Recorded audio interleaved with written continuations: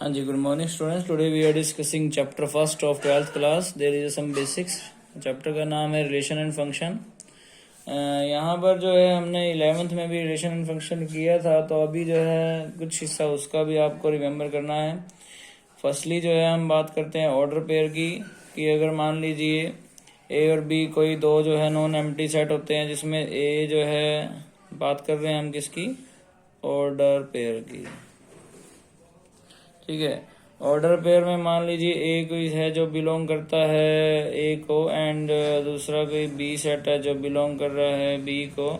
Then an element to form A और B is called a order pair, उसको बोलेंगे जब उसको इस तरह से हम ओपन सेट में लिख सकते हैं, that is called a order pair.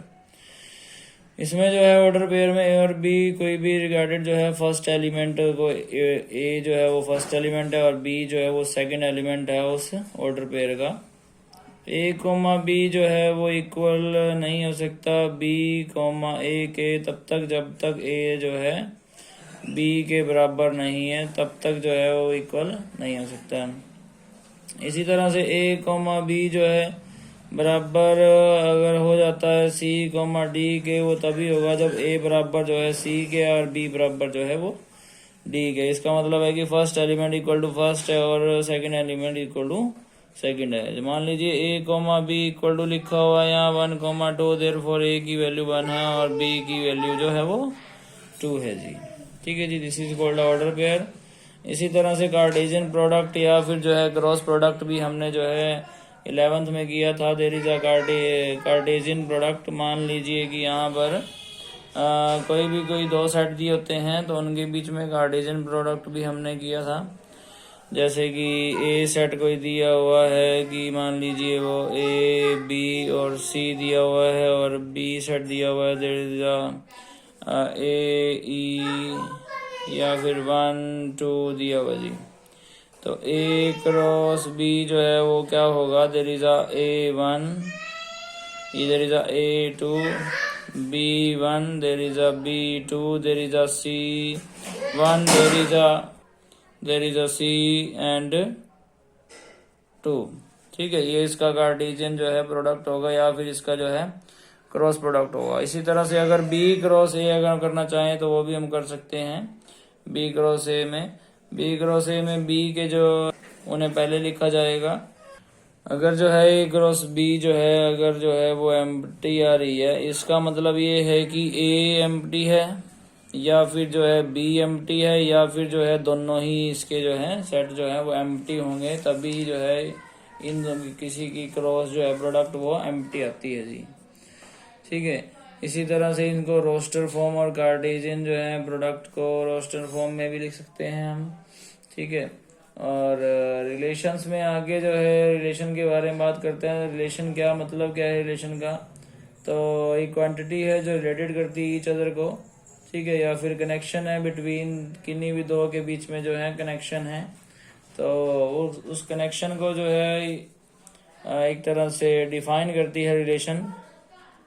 तो हम रिलेशन, जैसा कि चैप्टर का नाम है उसके बारे में पता होना चाहिए कि मान लीजिए कोई भी सेट है जिसमें जो है किसी का नाम दिया हुआ है, कि मान लीजिए जैसे कि अगर कोई फादर है, देयर इज अ फादर जिसका जो है आगे चाइल्ड हो, तो उसको जो है हम आर से डिनोट करते हैं। मान लीजिए कि राहुल जो है वो चाइल्ड है। ठीक है, राहुल जो है वो चाइल्ड है, किसका है, मान लीजिए नरेश का। ठीक है, इसी तरह से मान लीजिए कि मुकेश जो है वो चाइल्ड है लोकनाथ का। ठीक है, तो मुकेश जो है वो चाइल्ड है लोकनाथ का है जी। इसी तरह से Loknath is the father of Mukesh and Rahul is the child of Naresh, therefore Naresh is the father of Rahul. So यहाँ पर जो है, यहाँ पर रिलेशन क्या दिखाई गई है, इसको लिख कैसे सकते हैं हम लोग कि रिलेशन है हमारे पास कि राहुल कोमा नरेश। ठीक है, ये ए और बी सेट हो गए इसी तरह से। और दूसरा यहाँ पर Mukesh is a child of Loknath. ठीक है, तो ये जो है सेट जो है रिलेशन सेट जो है यहाँ पर हमने शो कर दिया है कि इसमें चाइल्ड ऑफ जो है ए और बी जो है इसको शो किया कि ए क्रॉस बी में जो है यहाँ पर हम शो कर रहे हैं कि एक्स की रिलेशन जो है वो वाई से है। ठीक है, और एक्स और वाई दोनों जो है आपस में रिलेशन में बिलोंग करते हैं, आर सेट से बिलोंग कर रहे हैं दोनों। ठीक है जी, उसके बाद टॉपिक है इसमें डोमेन एंड रेंज वाला।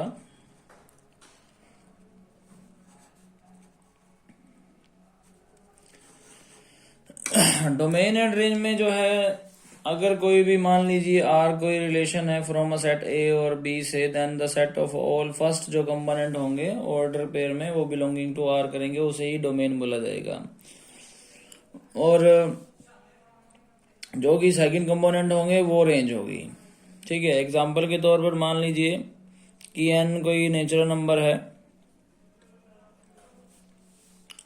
और उसमें जो है अगर हम स्क्वायर करते हैं तो हमारे पास जो सेट निकल कर आता है कि 1 और 1 का स्क्वायर 1 है, देयर इज अ 2 का स्क्वायर 4 है, देयर इज अ 3 का स्क्वायर 9 है, देयर इज अ, इसी तरह से हमारे पास जो है सेट जो है निकल कर आता है ए और बी में। ठीक है, ये ए है और बी है, तो यहाँ पर ए जो फर्स्ट होगी डोमेन वो फर्स्ट जो है कंपोनेंट कहलाता है, there is a 1 2 3 and so on. और रेंज क्या हुई, there is a second component that is equal to 1 4 9 16 and so on. और को डोमेन क्या होगा, को डोमेन जो है जहां से जो है रेंज निकल कर आई, यानी कि जहां से ये सब हमें मिला, that is natural number 1 2 3 4 and so on. ठीक है, इसी तरह से जो है हमारे पास आगे अगर हम बात करें कि नंबर ऑफ रिलेशन की, तो वहां भी हम दिखा सकते हैं डोमेन और रेंज के बारे में। इसमें जो है अलग अलग टाइप ऑफ रिलेशंस हैं।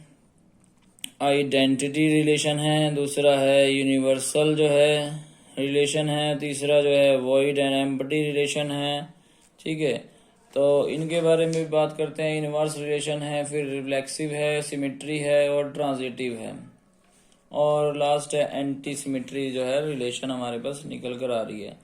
आइडेंटिटी रिलेशन में जो है set R set is called identity relation. अगर जो है आइडेंटिटी रिलेशन में क्या होगा, आर कोई भी सेट है उसकी जो है सेट बिल्डर फॉर्म में हम क्या लिखेंगे कि ए और ए जो है जिसमें ए बिलोंग करेगा ए को।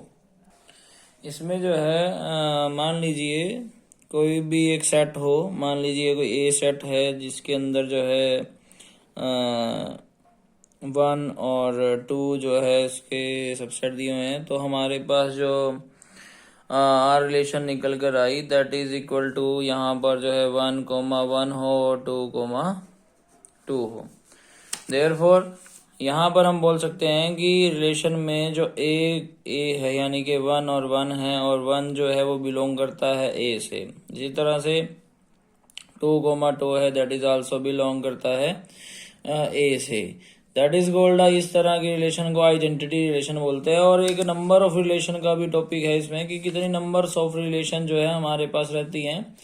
तो there is a number of relation जो है ए टू बी में, दैट इज इसका फॉर्मूला है 2 की पावर mn। ठीक है, 2 की पावर mn से क्या है जैसे कि हमारे पास मान लीजिए ए कोई सेट दिया है जिसके अंदर जो है 1 4 और 5 है, इसी तरह से बी को सेट दिया हो जिसके अंदर 2,3 जो है। तो फर्स्ट में जो है अगर हम बात करें तो 1 2 और 3 कंपोनेंट है, और दूसरे में जो है 2 कंपोनेंट्स हैं। तो number of relation A to B का फॉर्मूला है 2 की power mn, that is first में जो है 2 की पावर 3 कंपोनेंट है और दूसरे में 2 कंपोनेंट है, देयरफॉर 2 की पावर 6। देयरफॉर यहाँ पर जो है 64 जो है नंबर ऑफ जो है एक तरह से टोटल नंबर ऑफ रिलेशंस आएंगी ए टू बी में। ठीक है जी, इसी तरह से नेक्स्ट जो रिलेशन है पहली तो आइडेंटिटी रिलेशन आई थी, दूसरी जो है वो यूनिवर्सल रिलेशन है, यूनिवर्सल रिलेशन। यूनिवर्सल सेट में क्या है, वो बोल रहे relation R is set to B is called universal relation of A if each element of A related to every element से जो है रिलेटेड करता हो।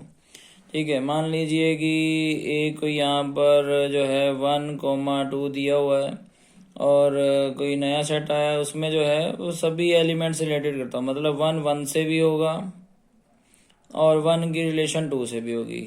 ठीक है, तो 1 से तो है ही, 1 की 2 से भी है, और 2 की रिलेशन 1 से भी है और 2 की रिलेशन 2 से भी है। That is called a universal set, उसको बोलेंगे जिसमें सभी की रिलेशन सभी से होगी।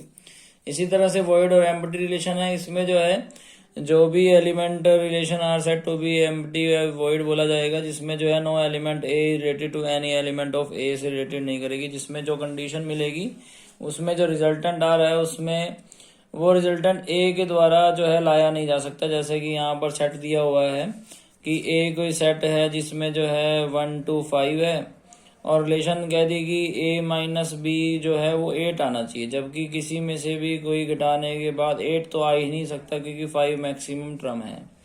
ठीक है, तो इसी तरह से सभी की जो है बेसिक्स आपने कर लेने हैं। इसके बाद जो है एक्सरसाइज हम करेंगे। होप सो आपको समझ में आया होगा। Thank you so much.